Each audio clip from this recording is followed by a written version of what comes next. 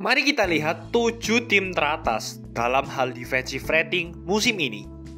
Dan di episode kali ini, cerita basket akan fokus kepada 3 di antaranya: Raptors, Celtics, dan Sixers. Mengapa? Karena kita bisa mempelajari semua defense dari tim tersebut dengan hanya melihat satu play, yaitu pick and pop Nikola Vucevic. Orlando Magic sudah bermain melawan 3 tim ini, dan mereka sering sekali melakukan pick and pop Nikola Vucevic. Tanpa menggunakan banyak strategi offense, hal tersebut merupakan hal yang cocok dengan Magic. Kami akan mengulas bagaimana Raptors, Celtics, dan juga Sixers memainkan defense terhadap strategi Magic ini dengan berbeda. Hal ini akan menjelaskan betapa suksesnya defense dari 3 tim ini dan keseluruhan skema defense dari 3 tim ini.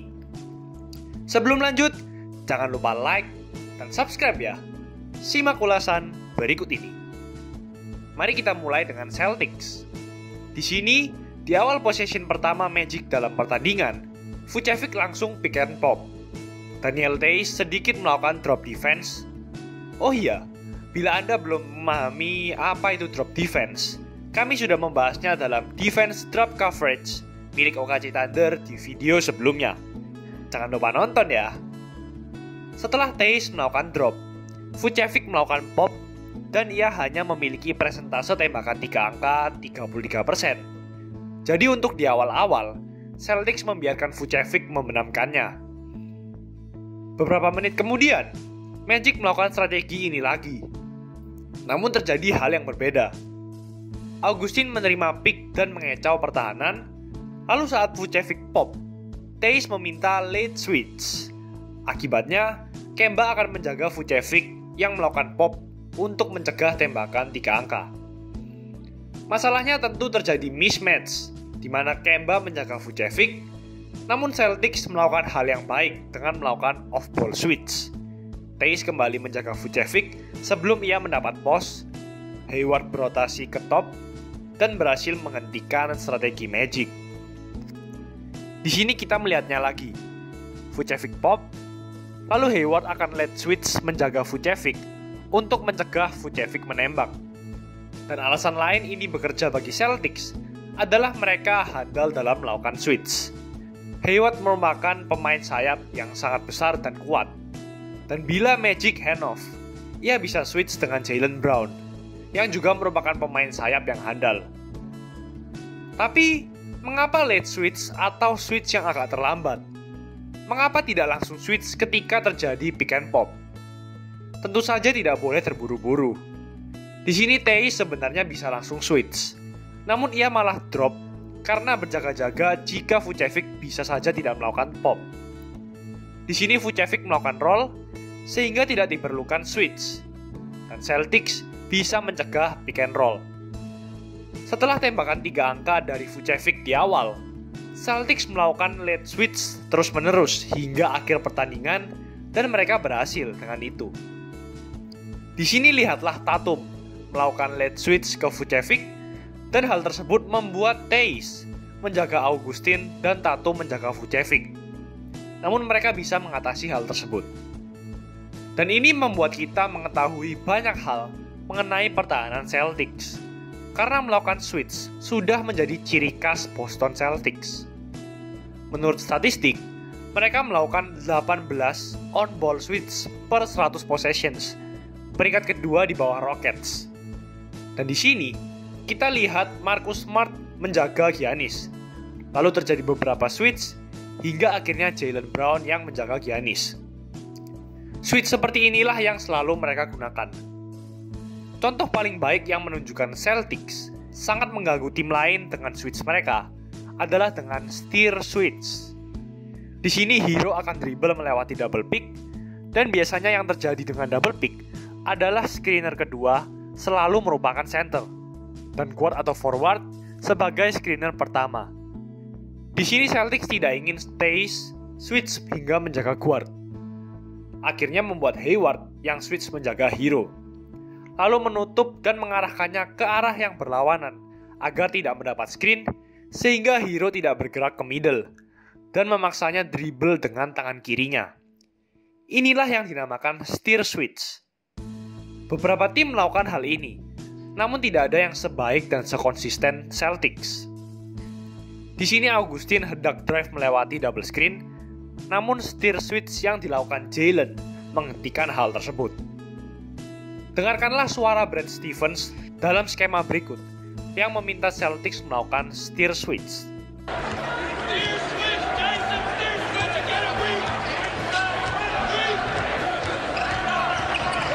Connell gets in the paint again.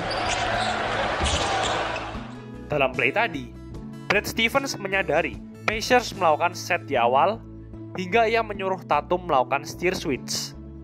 Tatum berada di antara pembawa bola dan screener, dan kata weak berarti strategi mencegah pick and roll dengan memaksa pembawa bola dribble menggunakan tangan kirinya di top.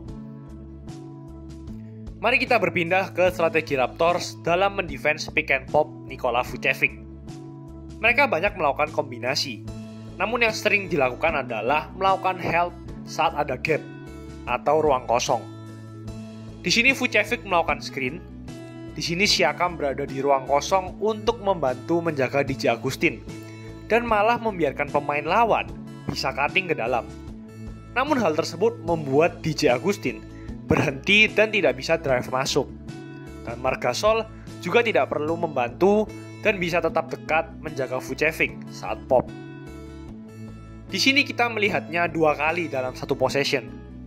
Augustin melewati pick dan Siakam berada di gap, membuat Gasol lebih mudah recover ke Vucevic saat pop. Lalu saat handoff, kita melihat VanVleet maju ke depan, mencegah pembawa bola drive ke dalam, dan dengan cepat bisa recover ke Augustin. Hal ini banyak dilakukan saat Raptors sedang bertahan. Mereka mementingkan help saat ada gap, dan cara inilah yang mereka lakukan saat terjadi ball screen. Tidak hanya pick and pop, namun bila terjadi roll, mereka masih bisa mengatasinya dengan menjaga gap helping. Namun, strategi defense mereka terhadap pick and pop terkadang tidak berhasil. Di sini Vucevic pop dan Marc Gasol tetap dekat dengan Vucevic karena ia tahu pemain lawan akan helping daerah gap. Namun yang terjadi adalah Lowry malah melakukan foul kepada pembawa bola. Pada akhirnya, strategi gap help mereka sangat berbeda dengan strategi Celtics yang menggunakan late switch. Sehingga hal ini menjelaskan bagaimana pertahanan Raptors dengan jelas, bagaimana mereka memaksa drive, menjaga daerah paint, dan menjaga shooter 3 angka lawan. Raptors berada dalam urutan kedua dalam memaksa lawan melakukan turnover. Urutan ke-6 mencegah lawan menembak di dekat ring, namun sayangnya berada di urutan ke-30 dalam mencegah lawan melakukan tembakan 3 angka. Kita pindah ke Sixers, dan peringatan bagi fans Sixers, bila Anda hanya ingin mendengar hal positif dari tim Anda, mungkin video ini akan mengecewakan Anda.